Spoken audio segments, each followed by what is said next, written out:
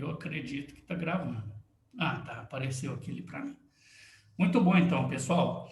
Então, vamos, né, iniciar o nosso encontro de hoje, fazendo uma oração, né, para Nossa Senhora. Hoje, o dia do Imaculado Coração de Maria, né, pedindo para que Maria possa cada vez mais interceder, né, por cada um de nós, interceder pelas nossas famílias.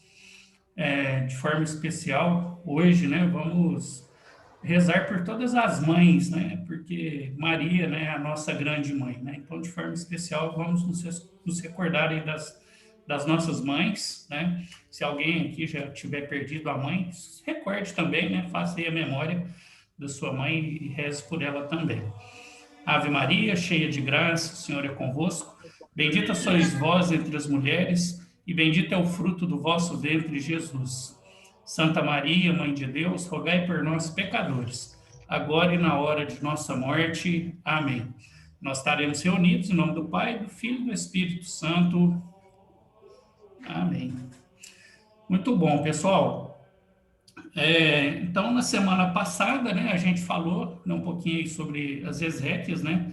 E a partir de agora, nos próximos encontros, a gente vai falar especificamente sobre liturgia, ok?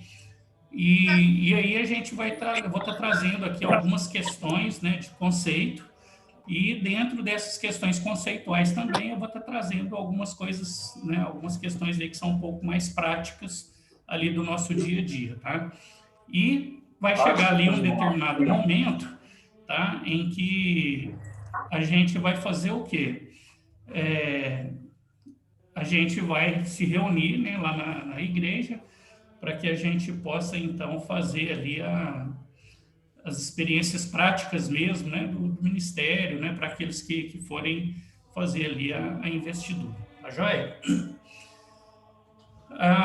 A tendência desses encontros que a gente vai ter, tá, de hoje até o nosso final, que estão mais direcionados para a parte ali da liturgia, vocês vão perceber que eles vão ter ali um conteúdo bem denso, tá?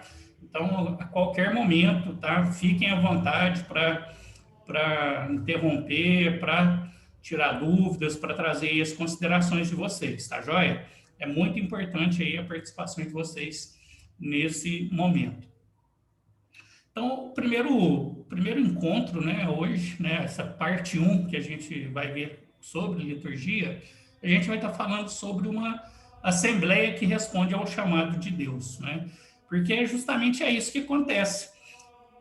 Quando a gente, provavelmente aí nos cursos, né, que vocês já fizeram na igreja, né, ou catequese, né, vocês já devem ter ouvido falar que igreja, ela deriva, né, de um termo grego que se chama eclésia, e a tradução desse termo é assembleia.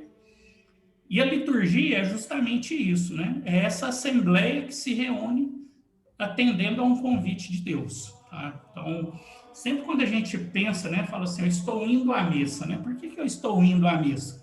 É porque ali no meu íntimo eu fui convidado por Deus a me fazer presente naquela assembleia litúrgica que vai se reunir, né? E aí, enquanto eclésia, né, enquanto assembleia, a gente atende esse chamado e a gente vai, então, ao encontro, né, de Deus, e aí cada um vai com as suas motivações, né? Tem dias que a gente está motivado, né, por súplicas, tem dia que nós estamos motivados por louvores, né, por agradecer alguma situação específica que aconteceu, né, e assim por diante. Tá joia? Bom, dando aqui uma breve introdução, tá? Muitos possíveis mal-entendidos referentes à relação entre a vida espiritual e liturgia devem-se a um falso conceito de liturgia. Então, a gente tem grifado aqui em vermelho muito do que se expressa hoje, né, no imaginário comum das pessoas com relação ao que é a liturgia, né? E a gente vai perceber muito do que eu vou ler aqui agora, que está escrito em vermelho, em algumas frases do nosso cotidiano, tá? É preciso considerar falsos, superados ou incompletos os conceitos de liturgia que reduzem a celebração do mistério da salvação à expressão externa e suntuosa do culto, a simples regulamentação jurídica das cerimônias, ou então as categorias de culto ou expressão ritual de força da religião, que partindo de uma noção natural ou filosófica de religião, como expressa pelos historiadores das religiões ou pelos filósofos, reduz a liturgia a um simples culto dos homens a Deus, sem ressaltar a radical novidade que supõe o mistério pascal de Cristo, chave de compreensão litúrgica. Então, quando a gente olha aqui o que está escrito aqui em vermelho, né, e essa primeira parte, que não está em negrito aqui na parte amarela, a gente vai perceber que muitas vezes a gente vai escutar, principalmente de pessoas que não têm o hábito de se fazerem presente, né, dentro do contexto religioso, ou de aprofundar-se um pouco mais na questão da fé, né,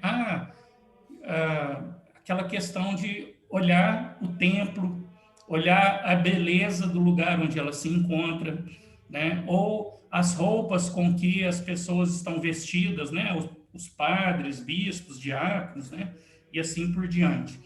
E muitas vezes elas acabam ficando presas apenas nessas expressões externas e acabam por se perder naquilo que é o mais importante, né, que é o que está em negrito aqui, ó, que é a novidade do mistério pascal de Cristo.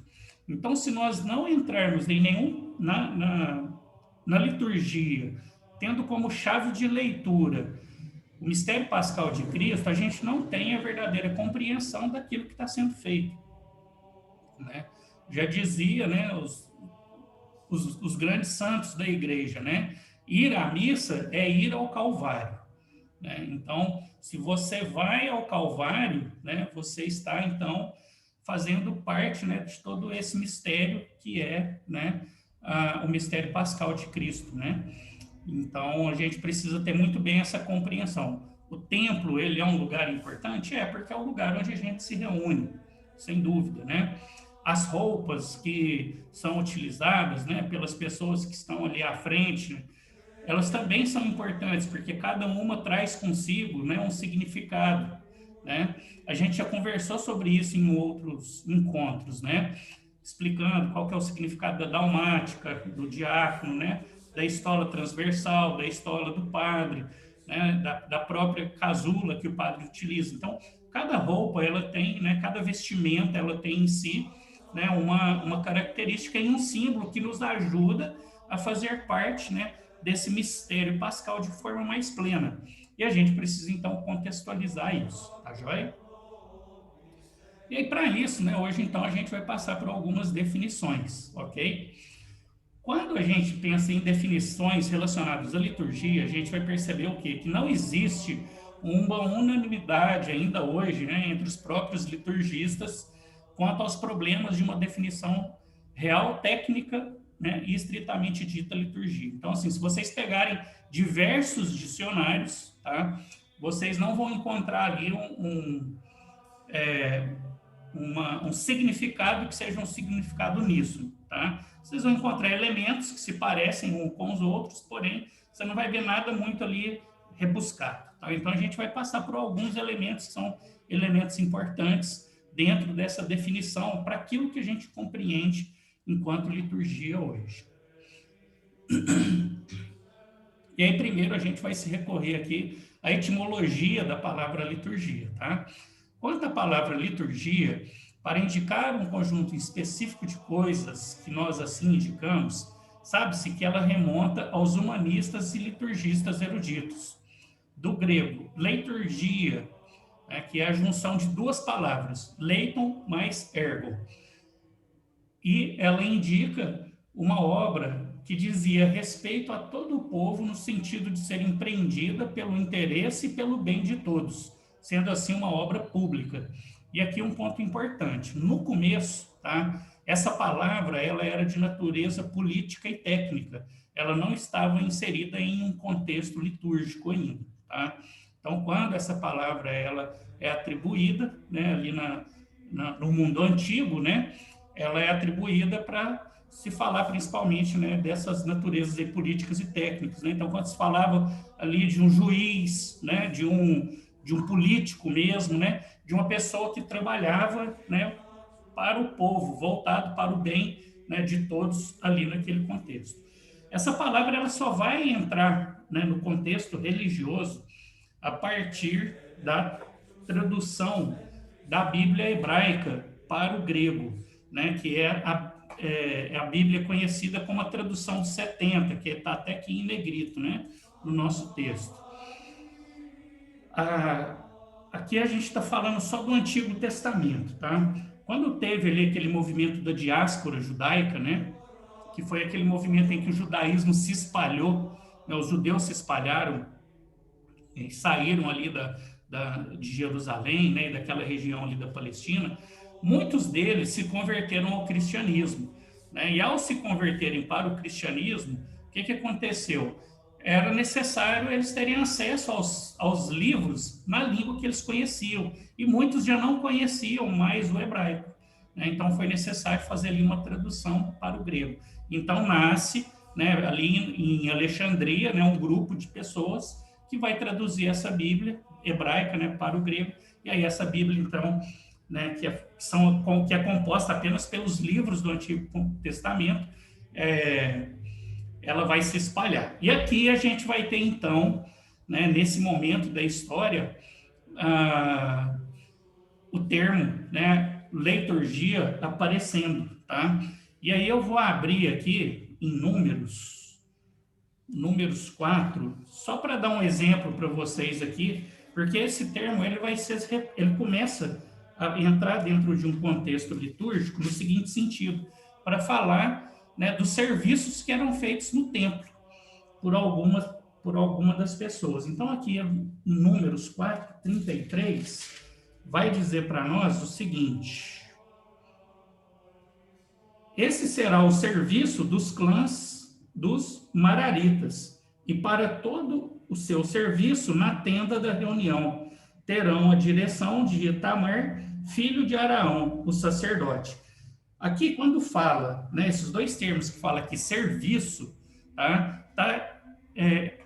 no grego, né, quando a gente pega a tradução de 70, ele vai estar falando de liturgia.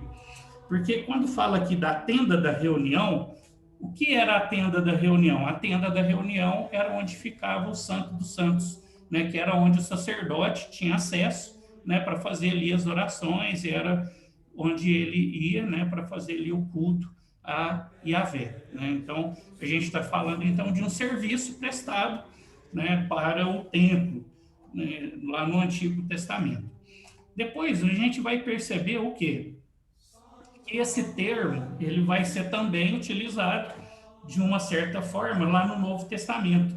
E aí ele vai ser atualizado, né, a partir da pessoa de Jesus Cristo, né, onde vai ser feita ali uma transferência, né, vamos dizer assim, né, do conhecimento dessa palavra. E Jesus Cristo, né, ele vai ser conhecido então, né, como o grande leitor, né, como o grande liturgista, né? E vai aparecer justamente esse trecho, né, lá na carta de Hebreus, né, onde o escritor ele vai dizer para nós o seguinte: ele é ministro do santuário e da tenda, a verdadeira armada pelo Senhor e não pelo homem. Então, quando fala ele é o ministro do santuário, né, aqui está falando de Jesus Cristo, né? Então, Jesus é o ministro, Jesus Cristo é o leitor, né? Então, aqui a gente começa já a perceber, então, né, que... E aí, como, né, diz aqui a própria leitura, né, se a gente ler um pouquinho ela mais embaixo aqui, ele vai estar falando, né, justamente sobre essa questão, né, de Jesus Cristo ser, né, o verdadeiro sumo sacerdote, né, e o único sumo sacerdote, tá bom? E aí a gente começa a perceber um pouco dessa dimensão litúrgica que o próprio Cristo começa a trazer, né? Então aqui ele vai estar relacionando essa palavra ao mistério cultico, né, dessa vida de Jesus. Padre João Batista, tá? Só para dar uma conclusão aqui nessa questão da etimologia da palavra, como que ela vai saindo ali, né, do mundo profano e passando para o nosso mundo, né, para o mundo eclesiástico, vamos dizer assim, né? a palavra, o padre João Batista, no seu livro Curso de Liturgia, ele vai explicar isso de uma forma mais simples para nós. Tá? Então, ele vai falar que a palavra liturgia deriva-se de leiton, né? Igual a gente viu ali acima. Leiton significa do povo, e ergon, que significa a obra ou o ministério. Né? E aí, se a gente olhar até o que está, né, falando aqui em Hebreus 8:2, né, a gente vai percebe, então, essa questão aí do ministério do próprio Jesus. E aí ele vai dar, né, ali uma composição para o que seria essa palavra, né? Ele vai dar um conceito para ele. Ela denota qualquer ministério exercido em nome ou em favor da comunidade. Então, se a gente pensar etimologicamente falando, essa daqui, a palavra liturgia apenas, essa daqui seria talvez um dos melhores conceitos, né, que a gente poderia utilizar, né, que é um ministério exercido em nome ou em favor da comunidade, né, que se reúne diante de Deus. E como que essa palavra, né, então a partir, né, ali de Jesus Cristo, a partir das primeiras comunidades cristãs, ela começa a fazer parte da nossa vida, né? Primeiro, a gente vai se defrontar com ela a partir de uma definição que ela é nominal, né? A gente vai começar a perceber que essa palavra liturgia, ela começa a transitar, né, nos documentos, nas falas dos primeiros cristãos. E sempre relacionado a um momento do culto, de forma mais específica.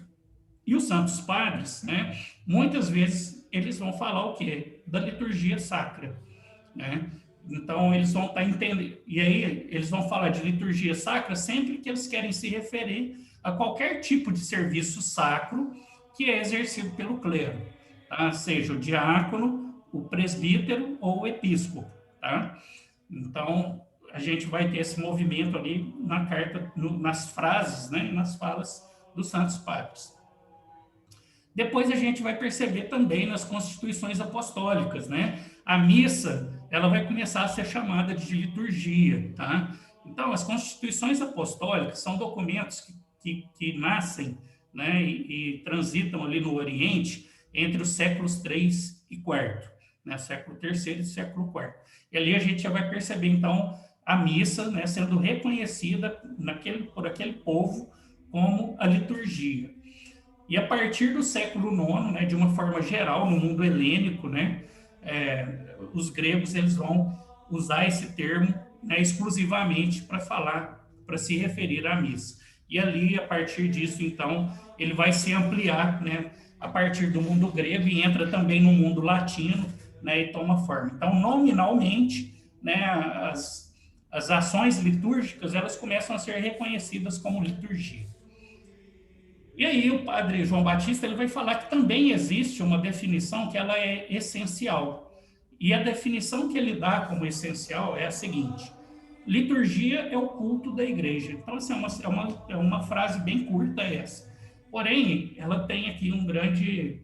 Ele dá uma esmiuçada no que ele trata como culto e no que ele chama de igreja, tá? Para que a gente possa compreender, né, qual que é a composição melhor dessa frase. Então, culto é a noção genérica, pois o culto pode significar uma série de atos, né, um objeto material, ou uma homenagem prestada, efeito de culto, ou uma inclinação interior para esta homenagem. Na definição que a gente vai utilizar aqui, para nós vai entrar culto no primeiro sentido, que é essa parte aqui que está grifada de amarelo. Então, para o conceito que eu estou apresentando aqui para vocês, trago, né, pelo padre João Batista, o culto, ele é uma série de atos, né, ou seja, ele é algo material, algo visível, algo palpável. E se a gente presta atenção na nossa liturgia, a gente vai perceber que realmente a nossa liturgia, né, todas elas, independente de quais forem, né, elas são cercadas por uma série de atos. Então, por exemplo, se a gente pega a missa, eu tenho ali uma procissão de entrada, que tem uma cruz, que tem velas, que tem pessoas que adentram, né, representando com uma representação específica, né? Depois disso, eu tenho um ritmo que se segue, né? Esse ritmo, né, é formado por um rito, né? Então, eu tenho ali um momento de pedir perdão, eu tenho glória, eu tenho a liturgia da palavra e assim por diante. Então, eu tenho uma série de atos que vão acontecendo em uma sequência ordenada e lógica, né, para que aquele culto ele alcance, né, o seu objetivo final. E a gente também tem questões materiais que estão envolvidas ali, né, que são visíveis e palpáveis por nós, né. Então, por exemplo, a gente tem a cruz, a gente tem o livro da palavra, né, a gente tem a hóstia, a gente tem o cálice e assim por diante, né. Então, existe então ali objetos materiais também que compõem, né, toda a questão litúrgica. Quando ele fala de igreja, tá, ele está falando de uma noção específica, tá? Pois o culto da igreja ele não é só um culto interior, mas também exterior. Não é um culto individual e privado, mas social e público. Não é arbitrário e natural, mas prescrito e oficial. Estes termos, exterior, público e oficial, estão incluídos na noção de igreja, que necessariamente tem estas qualidades. E aqui, isso é muito importante, tá? Porque quando ele fala, né, desses três atributos, ele classifica isso daqui enquanto qualidades da igreja, tá? Eu vou até deixar essa palavra aqui grifada com uma outra cor, porque realmente ela é importante aqui para nós, tá? Quando a gente fala da igreja, a igreja, ela existe para o mundo, ela não existe para si mesma. Então, ela é o seu culto, né? Ele tem que ser exterior e não interior. E aí, se a gente recorrer, né, à mensagem bíblica, né? O próprio mandamento de Jesus para os apóstolos, né, no ato da sua ascensão ide pelo mundo, né? Então Jesus pede para que os discípulos vão, né? O movimento que acontece em Pentecostes, né? Ao receberem ali o sopro do Espírito, né? Os apóstolos rapidamente eles saem para levar a novidade, né, do Evangelho, né? Para anunciar essa palavra. Então a igreja ela não vive para si mesma, ela não pode ser ensimesmada, né? E aí se a gente for até utilizar, né, uma expressão que está muito em voga no momento, né, por conta do Papa Francisco, a gente vai dizer que a nossa igreja ela é uma igreja em saída, né? Então, realmente a igreja ela é algo que vai para o exterior. Outro momento, outra qualidade, né? O culto ele não é individual nem privado, né? Ele é público, né? E aqui entender a igreja, né, os atos da igreja como atos públicos é de suma importância para nós. Por quê? Todo sacramento, ao ser realizado, ele é uma festa da comunidade, né? Ele é um momento onde a comunidade ela se coloca, né, em união com as famílias, né, que estão recebendo aqueles sacramentos. Então, por exemplo, se a gente olha para a igreja antiga, lá nos primórdios, né, os primeiros sacramentos, né, batismo, crisma e eucaristia, eles aconteciam sempre na missa da vigília pascal, porque era uma grande festa para o povo de Deus acolher os novos membros da comunidade, né? Os casamentos, né, os primeiros casamentos, eles eram realmente realizados e tinham depois grandes momentos de festa, porque uma nova família estava recebendo, né, as bênçãos de Deus, né? Trazendo para um contexto atual, né, o matrimônio ele é o quê? Um momento de festa também, né? Eu até brincava com o pessoal da turma de ontem, né? Se você está passando na porta de uma igreja e está rolando um casamento, você pode entrar para assistir o casamento. Talvez você não vai ser convidado para a festa, porque ninguém te conhece. Mas a celebração é um momento de festa da comunidade, porque é uma nova família, né, que está sendo formada, uma família que está sendo chamada por Deus para ser testemunha, né, dos valores cristãos no mundo. E por fim, né, ele vai dizer que uma última qualidade é que a igreja ela não é arbitrária, né? Mas existe algo nela que é prescrito, que é oficial, né? Então, assim, eu não posso pegar a liturgia e mudar ela a meu bel prazer, né? Há um rito oficial a ser seguido, né? Existem orientações, né, que fazem com que a nossa liturgia ela seja única no mundo todo, né? Aquilo que se reza aqui, se reza nos Estados Unidos, no Japão, na China, né?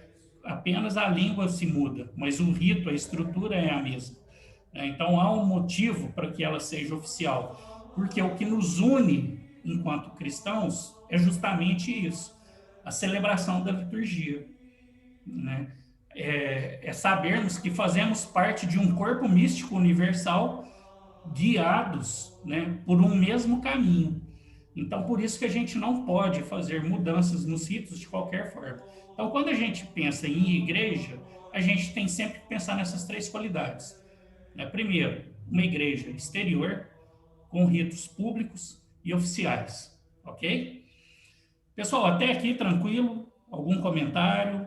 Alguma dúvida? Não? Tranquilo. Oi? Tranquilo. Beleza, então.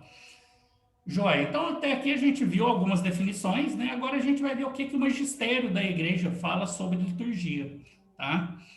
E aí, quando a gente olha, né, para o magistério da igreja, eu vou trazer aqui alguns documentos mais recentes, tá?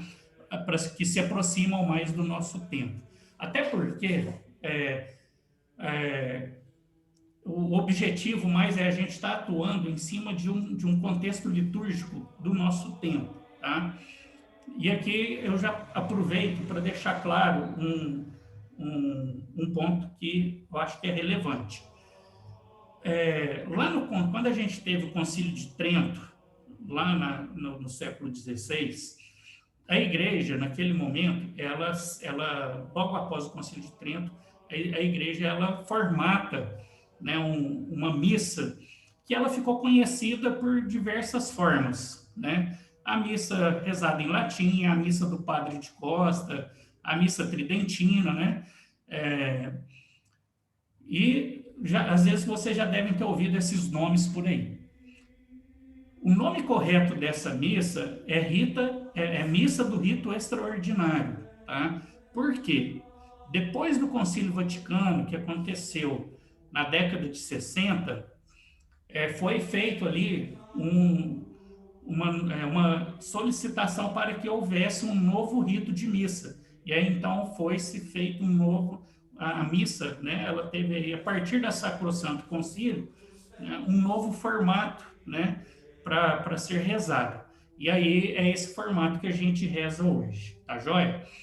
E esses dois documentos aqui, eles estão dentro ali do núcleo, né, onde saiu-se do rito extraordinário e passou para o rito que nós rezamos hoje, que é o rito ordinário, né, também conhecido como rito de Paulo VI.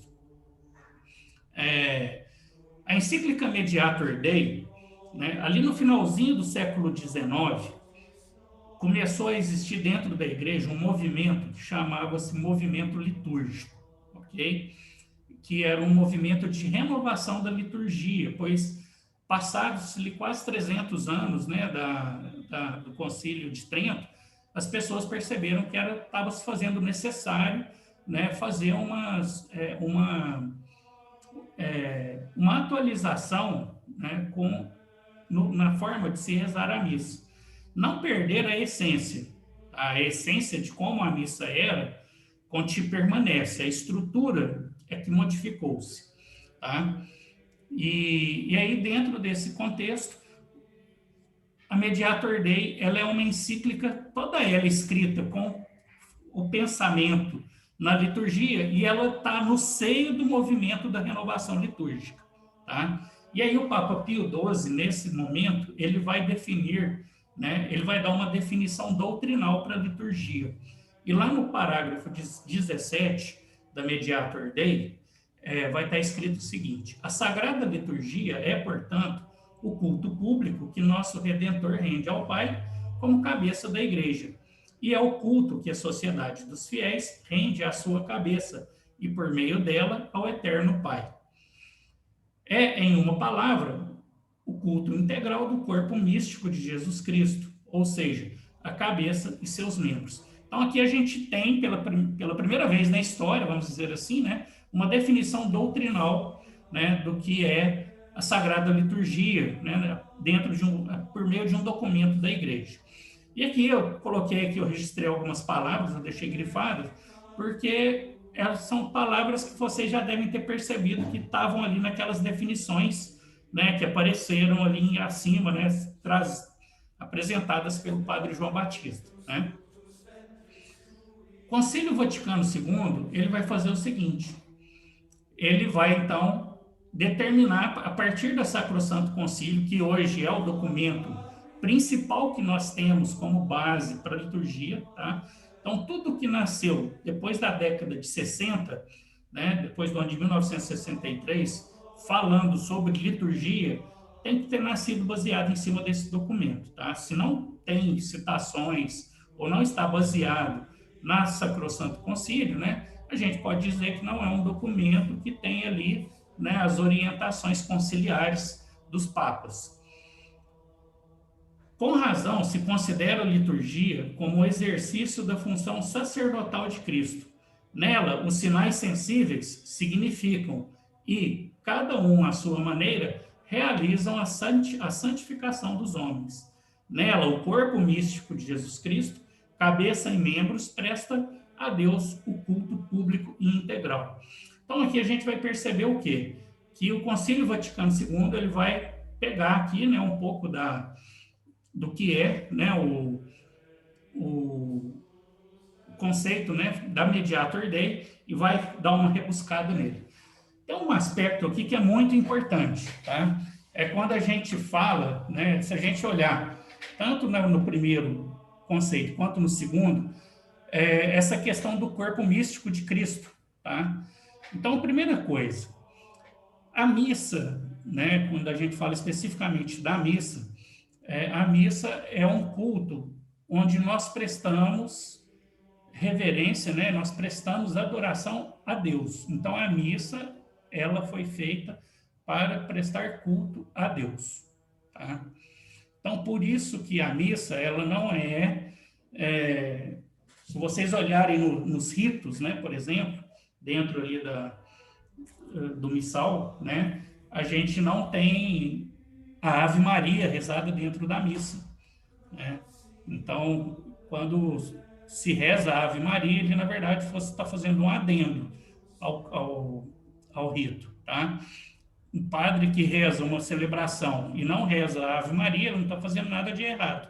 Ele está rezando, né, o rito na forma estrita dele. E aqui um outro aspecto que é importante é o seguinte: como a gente só presta culto a Deus, aí você fala assim, uai, diácono, então, e quando a gente está rezando a festa do padroeiro da comunidade, né, ou uma festa de Nossa Senhora, né? Na verdade, o que nós estamos fazendo nós estamos rendendo um culto a Deus por Nossa Senhora, ou pelo santo em questão, tá?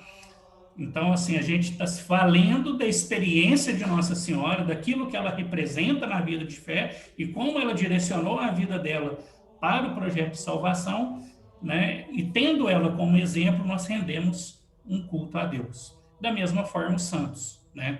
A gente reza a festa de um padroeiro justamente nisso, porque a gente identifica nele ali as virtudes, né, de um santo que levou a sua vida a cabo, né, e realmente deu testemunho do que é o reino de Deus e o compromisso com o evangelho, tá?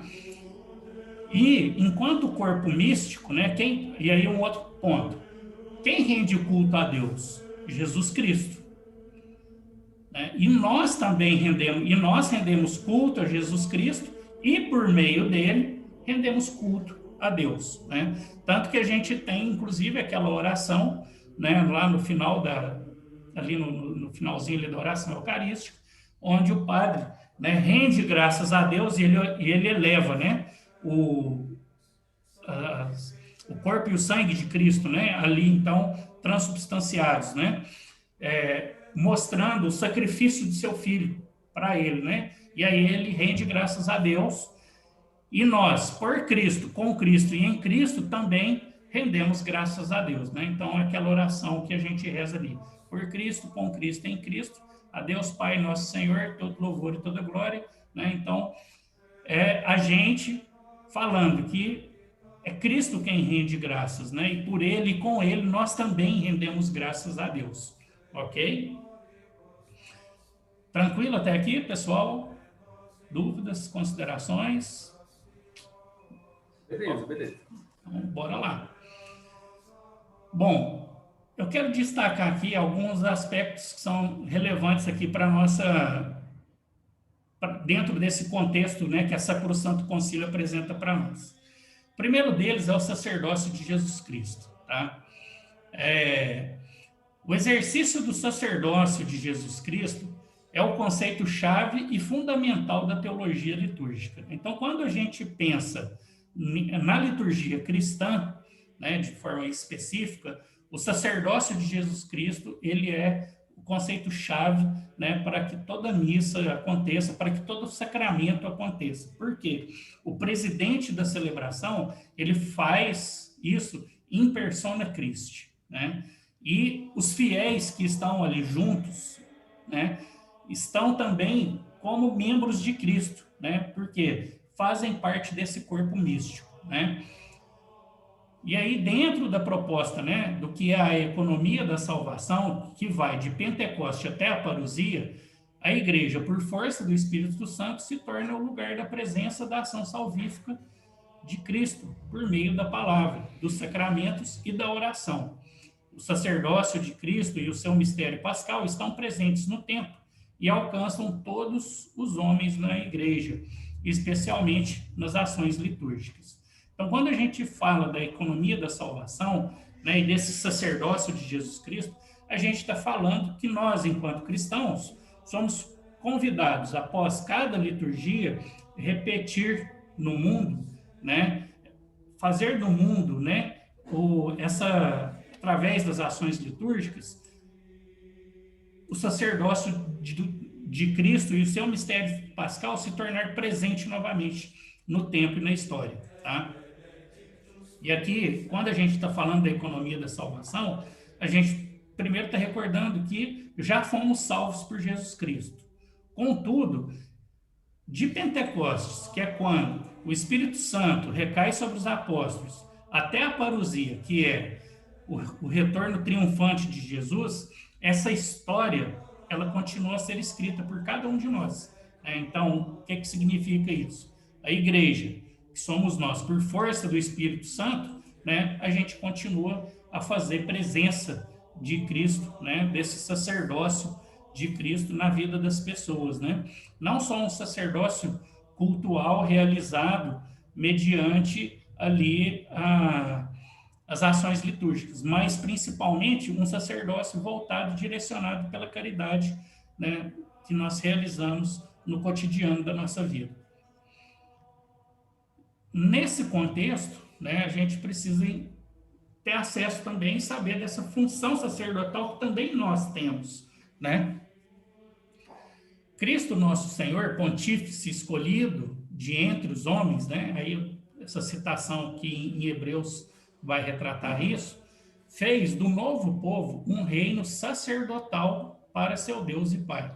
Então Cristo, ele torna todos aqueles, né, seguidores seus um povo sacerdotal, né, para que Deus possa, né, se servir dessas pessoas. Na verdade, os batizados pela regeneração e pela unção do Espírito Santo são consagrados para serem casa espiritual, sacerdócio santo, para que, por meio de todas as obras próprias do cristão, ofereçam oblações espirituais e anunciem os louvores daquele que das trevas os chamou à sua luz admirável, né? Então, traduzindo, né, esse pedacinho aqui. Primeiro, o batismo, né? Pelo batismo, nós somos consagrados à missão, né, de sermos cristãos. E a partir dessa consagração, nós nos tornamos uma casa espiritual, né? É aquilo que São Paulo nos diz, né? Nós somos templo do Espírito Santo, né? Porque o Espírito Santo começa a habitar em nós. Logo, né, essa casa espiritual, né, esse batismo que nos consagra, nos torna também sacerdotes, né, dentro do contexto laical. não o sacerdócio ordenado, tá? do padre, mas é um sacerdócio santo também que nos convida ao quê? A fazer oblações espirituais. Né? O que seriam essas oblações espirituais? Né? Seria justamente a gente se ofertar, né? Porque o que o padre, né, o presbítero ordenado, ele faz? Ele, enquanto presidente da celebração, ele oferta para, ali no altar do Senhor, as oblatas, né, para que elas se tornem o pão e o corpo e o sangue do Senhor. Nós, por outro lado, enquanto sacerdotes santos e leigos, somos convidados a fazermos oblações espirituais, né? Apresentar a nossa vida espiritualmente para que também nós sejamos, né, vítimas de sacrifício, né, como o próprio Cristo. Então, nós somos convidados a fazer essa mesma experiência do Cristo hoje. Por isso, todos os discípulos de Cristo, perseverando na oração e a Deus, oferecem-se a si mesmos, como hostes vivas, santas e agradáveis a Deus. Então, é justamente isso que eu estava acabando de falar. A partir do momento que nós somos, né, nos tornamos essas oblações, fazemos as nossas oblações espirituais, nós também nos tornamos essas hóstias vivas, né, que caminham pelo mundo hoje. E aqui, né, que se espera de nós? Né? Que a gente dê testemunho de Cristo em toda parte. E aqueles que lhe pedirem, deem razão da esperança e da vida eterna que neles habitam. Né? Ou seja, nós somos convidados a dar testemunho e, pelo nosso testemunho, dar razão e esperança, né, para a vida daquelas pessoas que nos procuram, né, no nosso dia a dia. O sacerdócio comum dos fiéis e o sacerdócio ministerial ou hierárquico, embora se diferenciem essencialmente e não apenas em grau, ordenam-se mutuamente um ao outro, pois um e outro participam a seu modo do único sacerdócio de Cristo. Então, é aquilo que a gente viu lá na carta aos Hebreus. Cristo é o único sacerdote, né? Porém, o ministro ordenado e o sacerdócio comum dos fiéis, né, que são os batizados, não existe um sem o outro, né? O Concílio Vaticano II, ele traz essa mensagem de que o clero, ele existe em função dos fiéis e os fiéis existem em função do clero, né? Por isso que eles ordenam-se mutuamente, né? A ideia principal que o concílio tem aqui é acabar com uma ideia que perpetuou durante muito tempo dentro da igreja. Você tinha um clero que era lá distante, né, formado por uma hierarquia, e um povo distante, que não tinha acesso a uma série de coisas. O Concílio Vaticano II, ele vem fazer uma aproximação, né, nesse sentido. Então, por isso que ele vai dizer que há o sacerdócio comum dos fiéis e há o sacerdócio ministerial e hierárquico, que esses dois ordenam-se um para o outro. Tendo como base, né, o sacerdócio de Cristo, porque todos, né, compõem esse corpo místico, né, que é a igreja. Com efeito, o sacerdócio ministerial, pelo seu poder sagrado, forma e conduz o povo sacerdotal, realiza o sacrifício eucarístico, fazendo as vezes de Cristo, e oferece-o a Deus em nome de todo o povo. Aquilo que eu já havia falado ali agora há pouco, né? E aqui uma coisa importante, tá? O sacerdote, né, o presbítero, ele forma e conduz o povo sacerdotal, né, a comunidade dos fiéis. Então é responsabilidade, por quê? Uma das principais funções do presbítero é o quê? É a salvação das almas, né? Então, como que ele vai conseguir salvar as almas? É através da formação e da condução desse povo sacerdotal. Por isso ele é o responsável pelo rebanho, né? Por isso que ele deve representar a imagem do bom pastor dentro da comunidade, né, em que ele é responsável. Os fiéis, por sua parte, concorrem para a oblação da Eucaristia, né, pela oferta da Eucaristia, em virtude do seu sacerdócio real, né? Esse sacerdócio real é aquele sacerdócio que nós recebemos no batismo, né? Porque quando somos batizados, né, inclusive na oração ali que nos é dada, né, pelo óleo dos catecúmenos, né, nós somos chamados a sermos sacerdotes, profetas e reis, né? Então a gente está falando disso, que eles exercem na recepção dos sacramentos, na oração e na ação de graças, no testemunho da santidade de vida e na abnegação e na caridade operosa. Ou seja, então, através das diversas obras de caridade, da oração, do testemunho, né, da nossa vida, nós, então, concorremos, né, para que essa oblação eucarística ela seja, então, completa. Tá? Então, o Concílio Vaticano II, ele vai dar para nós essa perspectiva com relação à liturgia, de como nós somos importantes ao participarmos dela. E aqui, só a título de curiosidade, né? Em vários momentos aqui, vocês devem ter ouvido falar desse sacerdócio de Cristo, né? E aqui, esse sacerdócio de Cristo, quando a gente pensa nele, né? Quando a gente olha para o nosso rito, hoje, existem algumas celebrações em que você tem a incensação, né? A incensação, ela funciona da seguinte forma: quando você vai incensar qualquer coisa que remete à pessoa de Cristo, você faz um movimento, né, de 3 ductos e 2 ictus. Os nomes são esses. Vocês não precisam gravar esses nomes, tá? Isso não faz parte da formação. Mas é aquele movimento que a pessoa que está com o turíbulo faz assim, ó, 1, 2, né? 1, 2, 1, 2. O movimento de ir e voltar são os ductos, e os ictus são as vezes que faz o barulho. Tudo aquilo que se refere a Jesus Cristo, tá? São, então, de 3 por 2. O movimento é esse. E aí, o que representa Cristo? A cruz, o altar, o padre, alguma imagem de Jesus Cristo, né? No caso aqui, nós somos da paróquia Bom Jesus, né? Então, quando tem solenidade lá na matriz, vocês já devem sempre ter observado que o padre sempre vai lá, né? E incensa também a imagem do Bom Jesus, né? Que está lá na igreja. E depois ele sai e vai lá e incensa de Nossa Senhora. Aí na de Nossa Senhora, o movimento é diferente. É 2 e 2. Por quê? Quando você incensa santos, o movimento é de 2. Então, para Cristo, é 3. Por quê? Por conta da divindade. Tá? Por questão da divindade. E aí, só para vocês entenderem como a nossa liturgia ela é bonita, existe uma outra parcela de pessoas que também são incensadas com 3 ductos e 2 ictus, que é o povo.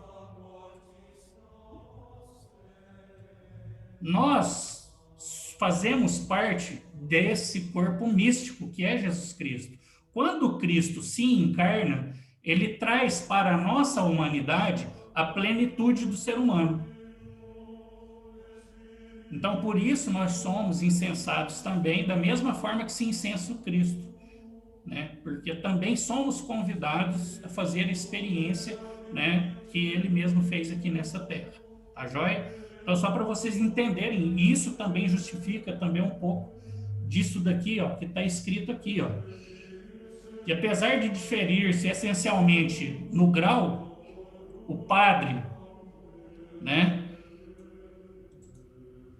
e os fiéis, eles se ordenam mutuamente. Por quê? Por conta do único sacerdócio de Jesus Cristo. Tá joia? Porque compomos o corpo de Cristo. Tranquilo isso daqui, pessoal? Beleza. No documento que eu vou estar liberando aí para vocês, para quem tiver interesse depois, tem aqui, né, para se aprofundar, o link para as 3 encíclicas que eu coloquei aqui, tá joia? A Mediator Dei, né, que é do Pio XII, a Sacrosanto Concílio, que é a nossa diretriz principal, né, sobre liturgia, e a Lumen Gentium, né, que é onde tem esse parágrafo aqui, que é o parágrafo 10º, que também é um documento do Concílio Vaticano II, que fala sobre Cristo, a luz dos povos, né? E fala ali sobre todo a ministerialidade da igreja, né? Em seus diversos aspectos. Outro aspecto que eu quero trazer para vocês é com relação à questão da santificação e o culto, tá? Cristo leva aos homens a salvação, o santifica por meio da sua humanidade, fonte do Espírito prolongada agora nos sacramentos da igreja. É aquilo que eu acabava de falar ali agora há pouco. Cristo nos santifica por meio da sua humanidade. Quando ele se encarna, né, o que ele faz? Né? Ele santifica o ser humano. Né? Ele coloca ele eleva o ser humano à sua plenitude. Né? O ser humano, então, ele consegue compreender o máximo daquilo que ele consegue chegar. Tá?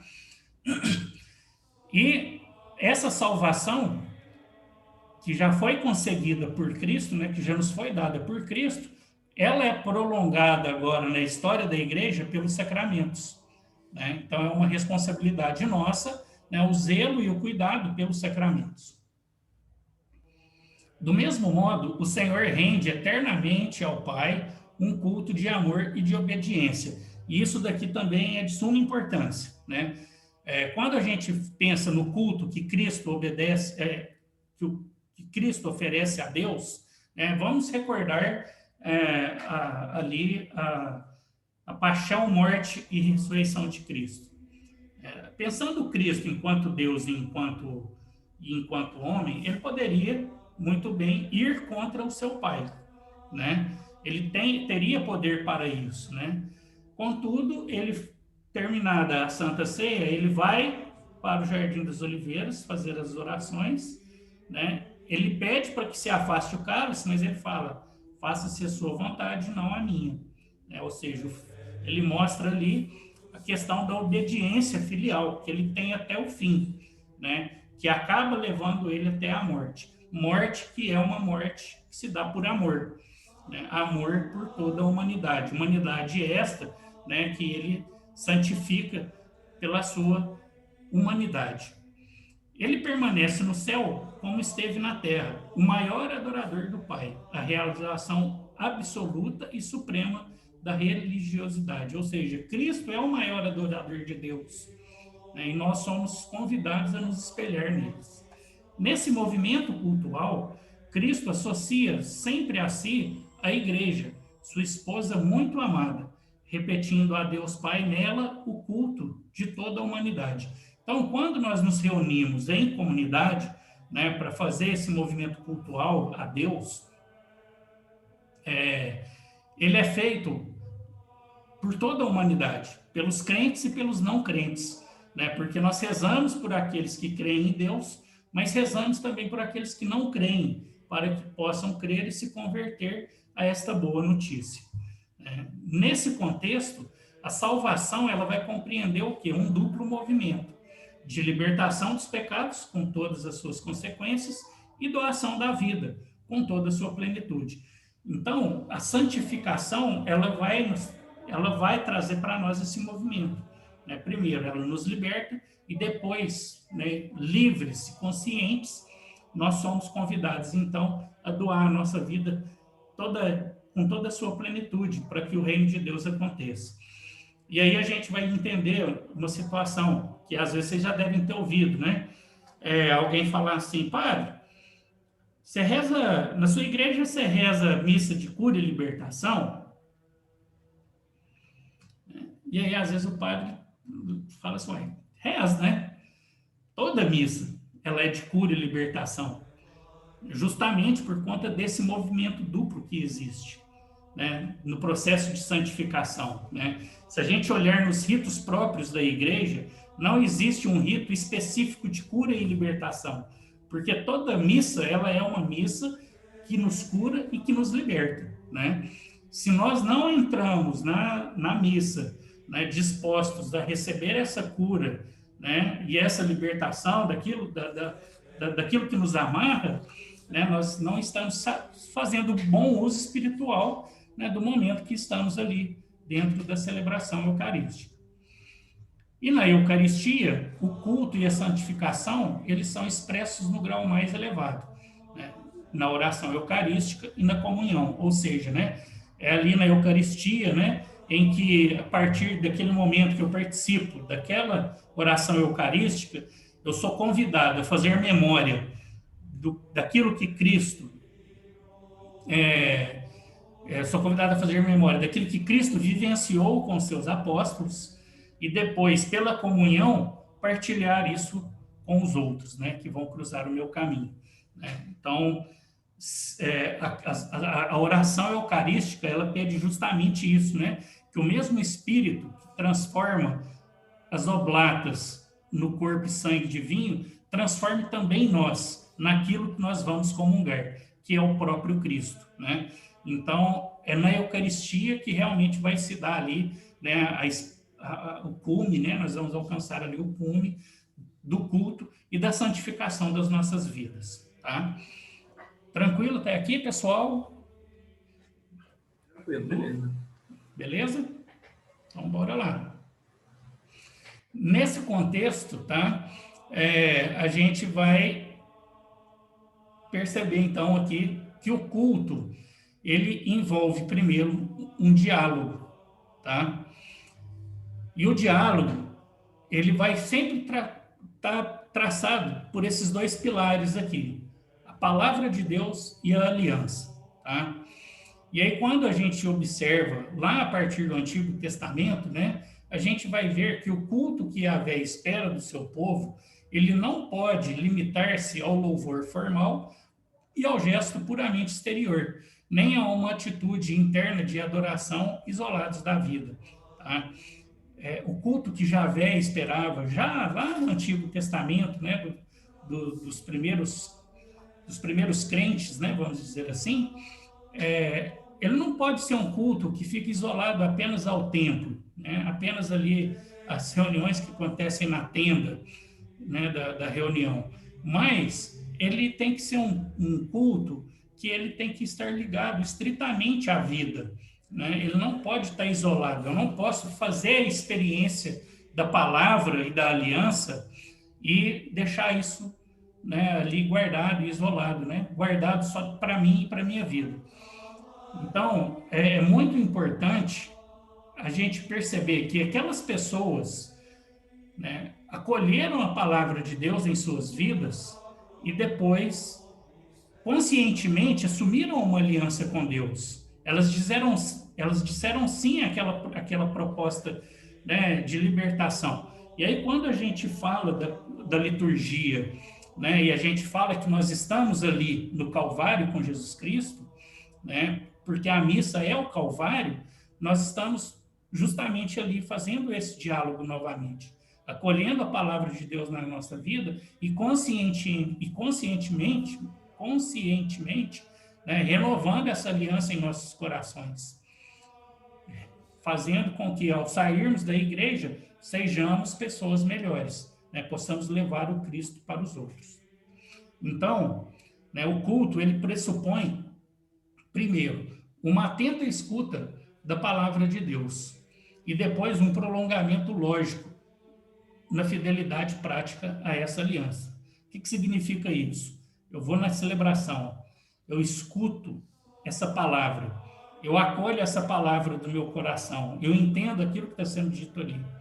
E pela Eucaristia, eu vou prolongar essa fidelidade da aliança. De que forma? Através do encontro, da celebração e da resposta que eu vou dar conscientemente àquela palavra que foi me apresentada na celebração litúrgica. Então, é um encontro que é feito entre eu e Deus e a Assembleia que está ali, né, reunida.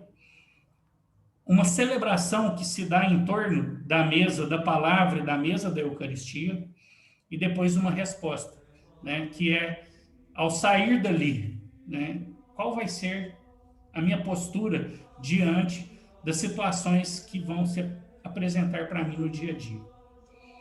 E aqui, eu queria que alguém pudesse abrir Deuteronômio 10 e fazer a leitura dos versículos 12 e 13, por favor.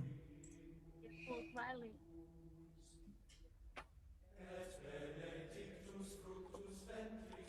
Posso ler? Pode, se já estiver aberto aí, pode ler. E agora, ó Israel, o que pede a ti o Senhor teu Deus, senão que o temas, andando nos seus caminhos, amando e servindo de todo o teu coração e de toda a tua alma, observando os mandamentos do Senhor e suas leis, que hoje prescrevo para que sejas feliz? Muito bem. O que é a aliança que Deus pede, né, para o povo, né? É uma aliança muito simples. Ele fala assim: olha, eu quero que vocês observem as leis que hoje eu vos entrego, né? E eu quero que vocês caminhem nos meus caminhos. Não é uma aliança, se a gente for pensar, não é uma coisa tão difícil, né? Esse texto, né, ele é conhecido como a circuncisão do coração, né? É, o povo judeu, né, quando os filhos homens nascem, né, depois de alguns dias eles levam a criança para ser apresentada no templo, e ali eles fazem a circuncisão da pessoa, né, que é o símbolo da aliança. Esse texto aí ele é considerado como a circuncisão do coração, né, que é as pessoas que compõem o povo de Deus, né, é convidada a seguir os caminhos do Senhor e a amá-lo e caminhar junto com ele, né, respeitando as suas leis. Então, a circuncisão do coração é isso, né?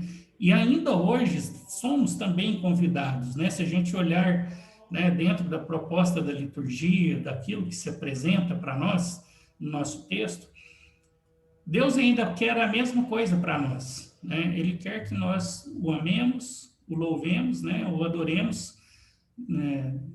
No culto litúrgico, né? Mas, sobretudo, ele quer que nós caminhemos pelos seus caminhos, né? E possamos amá-lo. E qual é a forma mais prática, né, de amar a Deus?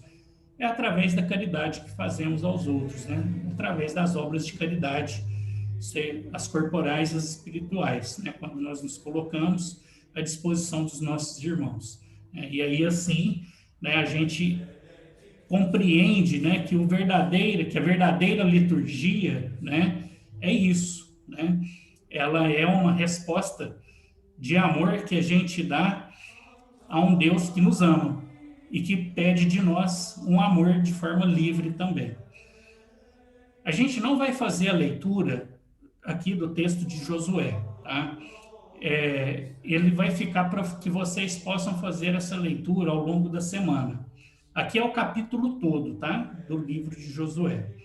E eu gostaria, como a gente vai continuar trabalhando essa questão da liturgia, eu gostaria que vocês fizessem o seguinte: ao fazer a leitura do texto de Josué, procurassem identificar nele referências à estrutura litúrgica que a gente tem hoje na nossa celebração, tá bom? Eu acho que vai ser bem interessante aí para vocês. Pessoal, estamos chegando ao final, né? Alguma consideração? Hoje vocês ficaram caladinhos, ninguém perguntou nada, ninguém... Eu quero perguntar, Então aí, ó. por que usa o incenso? Qual o significado dele? Significado do incenso. O incenso, ele é utilizado para elevar as orações a Deus, tá?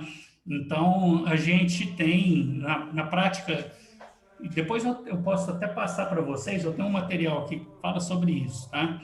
Até com citações bíblicas. O incenso, ele sempre foi utilizado em contextos religiosos, né, de celebração, justamente com esse significado, né, de elevar a Deus, né, as orações, as oblações, né, e também o incenso ele serve com um sentido, ele tem um sentido também de purificação, né, de você, quando você coloca incenso à pessoa, é como se você estivesse purificando ela para que ela estivesse mais próxima de Deus ali naquele momento em que ela está realizando, né, aquele momento de oração. E aí, alguém mais?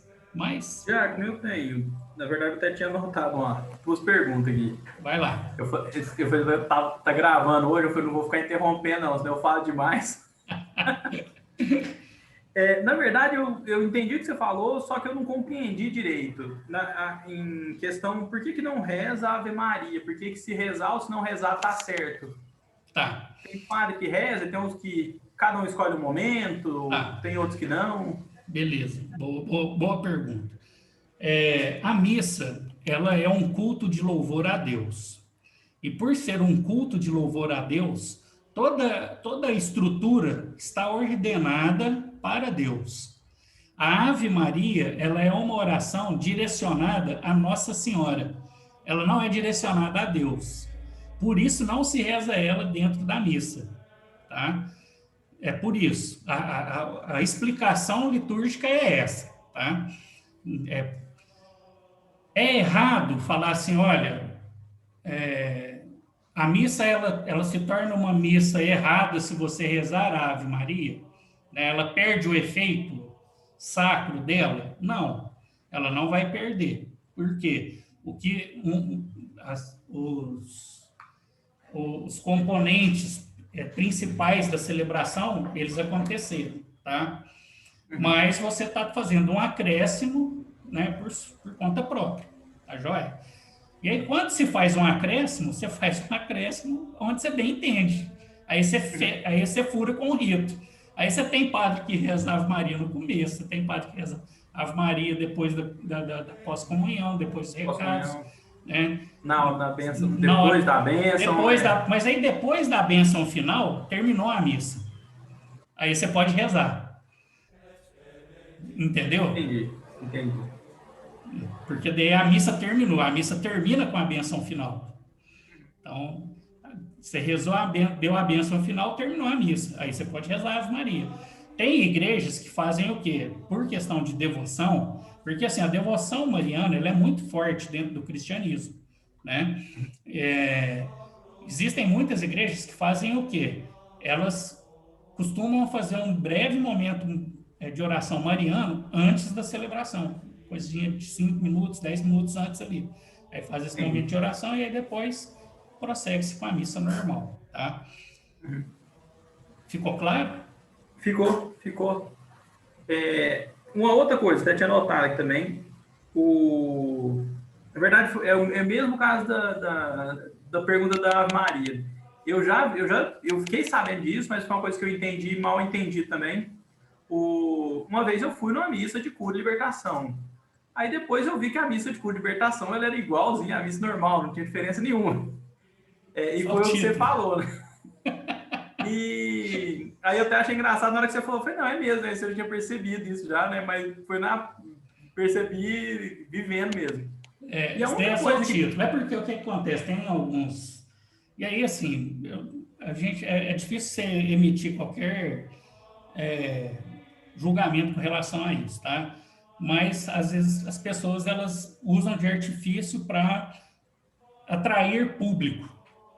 Entendi. E aí a gente gera um problema, tá? Para nós mesmos, enquanto igreja, né? Porque às vezes você está atraindo público, mas você não está convertendo o fiel. Né? Porque a pessoa está indo às vezes muito mais por questões psicológicas, né? Que são despertados ali em cantos de louvor, em momentos fortes, né? De oração, de espiritualidade, do que muito mesmo, do que realmente por tocar especificamente naquilo que é a ferida especificamente ali da pessoa, né? Então fica muito no superficial. E aí, por exemplo, vou te dar um exemplo fora do contexto de missa, tá? É alguma coisa que muitas vezes acontece em grupo de jovens em encontro de casais, né? Você vai ali para aquele fim de semana no encontro e espinta e borda com você ali dentro, né? Faz show, trem pirotécnico, palestra para o povo chorar, aquela coisa toda e tal. A pessoa sai do outro dia, sai do encontro, volta e fala, nossa, porque né, encontrei Jesus e agora minha vida mudou. Um mês depois, você não vê nem a pessoa passando na porta da igreja, né? Por quê? O essencial, que é a palavra de Deus, que é Jesus Cristo, não foi apresentado, né? Ficou só ali nas emoções e nas lágrimas, né? Então, é isso. Numa outra esfera, é a mesma coisa. Né? Então, às vezes, quando você dá preferência demais ao show, né, você perde a essência que é Jesus Cristo. Até na época eu ter falado, nessa missa de cura e libertação que eu fui, a única diferença que teve que o padre fez a consagração de costas. Foi a única diferença que teve, que eu nunca tinha participado, eu fui, mas também não tem diferença nenhuma, né? Ele só fez ela de costas e pronto. Até no dia eu fiquei sem entender, aí fiz outras perguntas para outras pessoas, pesquisei na internet também e vi essa diferença. E você também falou você comentou, dizendo que só tem Será diferença. que era uma missa de cura e libertação mesmo? Não era uma missa extraordinária, não? Não, era de cura e libertação mesmo. Ah, Teve uma adoração ao Santíssimo antes, foi o que teve de diferente, que foi antes da missa, né? E depois começa a missa, aí foi uma celebração normal, e só que a consagração foi feita de costas. entendi. Mas todos os ritos certinho, seguiu o folheto, na época ainda tinha o folhetinho lá, seguiu o folheto normal, missa do domingo, foi no sábado à noite e seguiu a missa do domingo. Eu lembrei uma palavra aqui que eu queria ter lembrado na hora que eu estava te explicando a questão de Nossa Senhora. Quando você insere a oração da Ave Maria, tá? Dentro do rito, e aí não é só a oração da Ave Maria, não, tá? Qualquer coisa que você alterna o rito, tá? Que não está proposto dentro daquilo que está no missal, você torna a missa ilícita. O termo é esse, tá?